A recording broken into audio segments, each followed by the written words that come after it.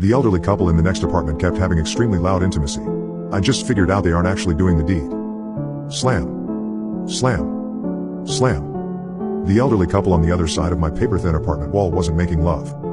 They were effing. Don't get me wrong, my hat's off to keeping the spark alive into their late 80s. I hope that I can one day find a woman with the same libido that my neighbor must have had in the Eisenhower administration. My issue was that, due to the location of the door in my tiny bedroom, I could only fit my bed right next to our shared wall.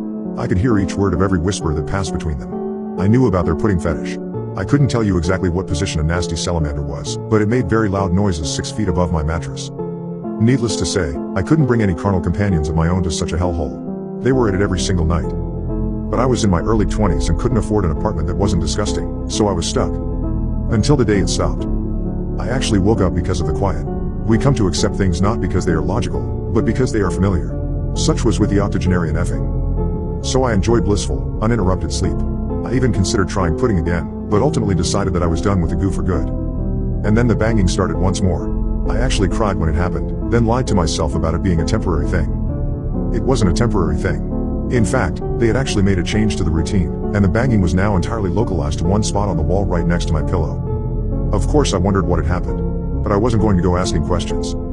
That didn't stop the little old lady in apartment 1913 from confronting me. "You were the boy from next door," she cooed in the hallway. Shuffling around in nothing but mismatched slippers and a muumuu that looked to be about 1 atom thick, next door lady blocked my path to the exit. I forced a smile. "That's right. Please don't hesitate to knock on my door if you need anything." She licked her sticky lips. That's how I came to understand that she had forgone her dentures. "Well, aren't you just scrumptious?" I'm noting going to lie, the way her throat gurgled at that last word made my skin crawl. I nodded, then turned to head back into my apartment. That's the last thing I remember. I awoke on a smelly wooden floor. I lurched, which is how I discovered that my hands were tied above my head while my ankles were bound to the wall. I was naked, cold, and having none of it. In fact, I was about to scream when I heard footsteps coming into the room. I struggled to turn around and see who it was, but my movement was extremely restricted. I was forced to wait as the person emerged next to my head. "You so remind me of my Harold," she gurgled. Vomit tickled my uvula as I recognized my neighbor. She stood over me with nothing but the muumuu, a very large chef's knife, and a smile. "You can't change the past, you know," she continued in that same voice. "Oh, we like to think that we can. Sometimes, we even manage to do it for a while." She sighed, inadvertently snorting. But nature always finds a way in the end. The feeling of deep unsettlement was quickly being eclipsed by raw fear. Either this person was 4 wheels short of a tricycle, or she knew exactly what she was doing with a knife. I didn't know which was worse. It's only after accepting loss that we can move forward. She licked a thick line of drool from her baggy lips. "You were probably too young to understand that now.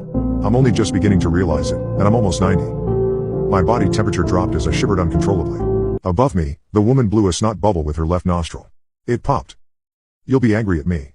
But one day, probably younger than me, you'll come to accept it." She wiped her snotty nose, then wiped her eye. "You so very much remind me of my Harold." The first sob escaped her lips. "I miss him every day. I am so sorry, Mrs.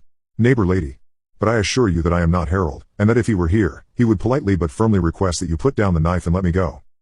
She gave me the saddest smile. "No, I don't think he would say that at all. Harold was always much more of a risk-taker than I ever was." A distant look came over her face, as though she saw something I couldn't.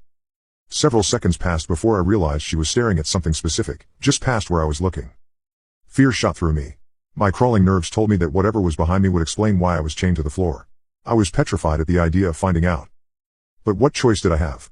I couldn't stay on the ground forever. So I forced myself to crane my neck and catch a glimpse of whatever held her rapt attention. I told myself there was no way that whatever lay behind me warranted the pounding in my exposed chest. She was a sweet, little old lady who was probably suffering from a mental condition that left her more imprisoned than I was in the moment. Right? There probably wasn't even anything behind me. I turned all the way around. A surprisingly large man's penis, fully erect, was nailed to the wall. 2 realizations floated into my head despite my desperate attempts not to think. The first is that the dick was affixed to the wall directly opposed to my bed, inches from where I slept. The second is that the weathered penis was the source of the room's odor, because it was quite visually decaying. "You were quite mistaken, young man," she sighed. "Harold is here, at least part of him, and what a magnificent presence he is. The twinkle in her eye could have guided ships to harbor. And our taxidermy hobby has kept him with me, even after death." I finally vomited. She didn't notice. But it couldn't last forever. She wiped her eye again before looking hungrily down at me and lifting the knife.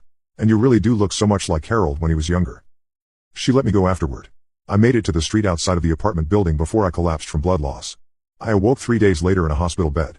A doctor was already waiting for me. Apparently, my case was extremely interesting from an academic standpoint. The blood transfusions saved your life, young man. That's the good news. I lay frozen in place, bracing for the other shoe to drop. His lips grew thin. The bad news is that she escaped with it. Don't give up hope, though. The oddest circumstances sometimes result in donor penises.